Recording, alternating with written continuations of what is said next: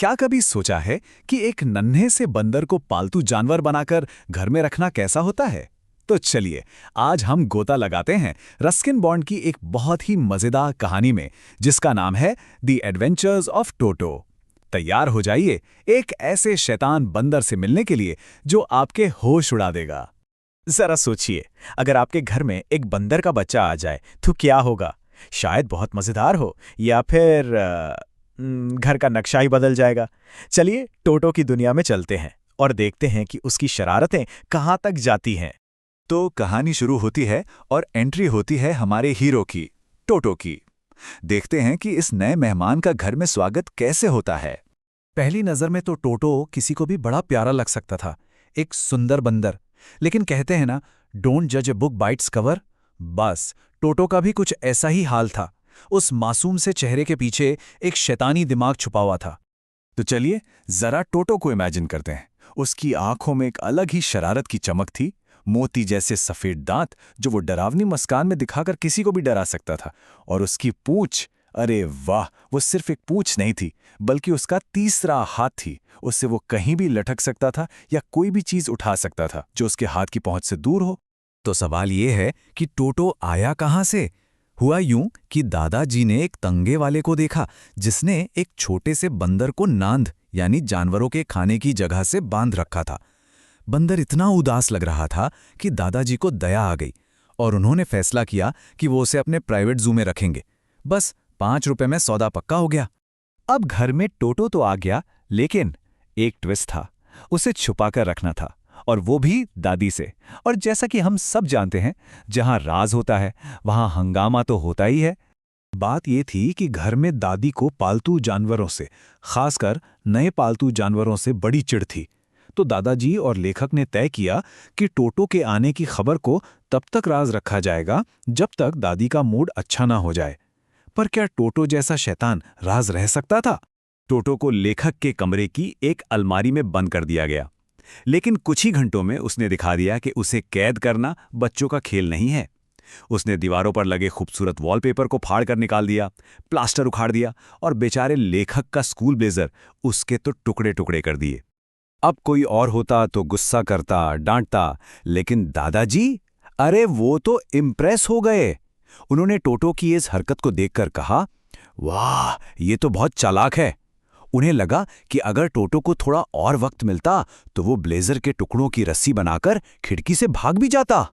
अलमारी वाले घटना तो बस एक ट्रेलर थी, असली पिक्चर तो अभी बाकी थी। और वो थी सहारनपुर की ट्रेन जर्नी, जो कहानी का सबसे मजेदार हिस्सा है। हुआ ये कि दादाजी को अपनी पेंशन लेने सहारनपुर जाना था और टोटो को घर पर अकेला छोड़ना मतलब और ज्यादा तबाही। तो उन्होंने उसे एक बड़े से कैनवस के बैग में डाल दिया। जरा सोचिए, एक बंद बैग जो अचानक प्लेटफॉर्म पर फुदकने लगे। लोग भी हैरान कि भाई इस बैग में आखिर है क्या। सहारनपुर तक का सफर तो जैसे तैसे कट गया, लेकिन असली ड्रामा हुआ स्टेशन पर। ठीक उसी वक्त जब दादाजी टिकट कलेक्टर को टिकट दिखा रहे थे, बैग से एक छोटा सा सिर बाहर निकला और टोटो ने टिकट कलेक्टर को एक चौड़ी सी स्माइल दे दी।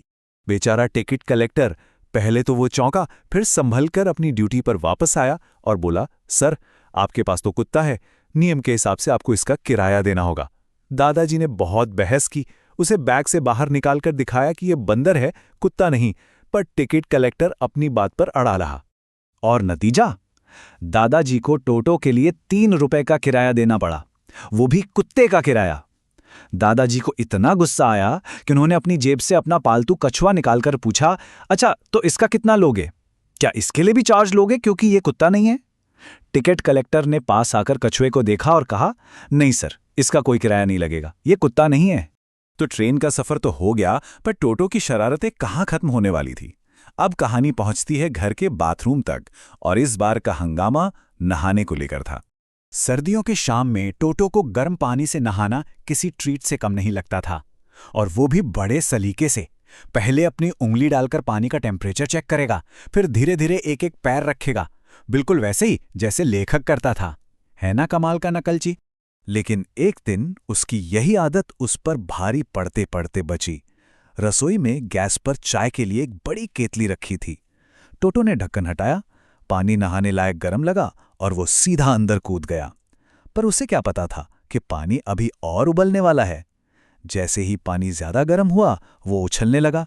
शुक्र है सही वक्त पर दादी आ गईं और उन्होंने आधे उबले टोटो को बाहर निकाला। और अब हम आते हैं उस घटना पर जो टोटो की इस घर में आखिरी कहानी साबित हुई। इसे हम कह सकते हैं द ग्रेट पुलाव एस्केप। ये वो दिन था जब सब कुछ बदल गया। दोपहर का वक्त था। डाइनिंग टेबल के बीचों बीच गर्मा गर्म पुलाव की डिश रखी थी। परिवार जैसे ही खाने के लिए कमरे में आया, उन्होंने देखा कि पार्टी तो पहले ही शुरू हो चुकी है और मेहमाने खास थे टोटो साहब, जो चावल खाने में व्यस्त थे। इसके बाद जो हंगामा मचा, पूछिए मत। दादी चिल्लाईं तो टोटो ने उन पर एक प्लेट फेंक दी।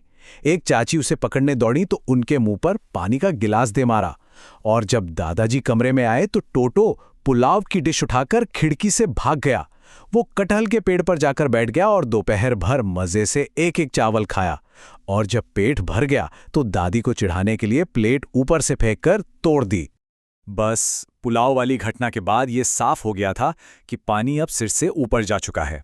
परिवार को एक बहुत ही मुश्किल फैसला लेना था। टोटो की इस घर में कहानी अब खत्म होने को थी।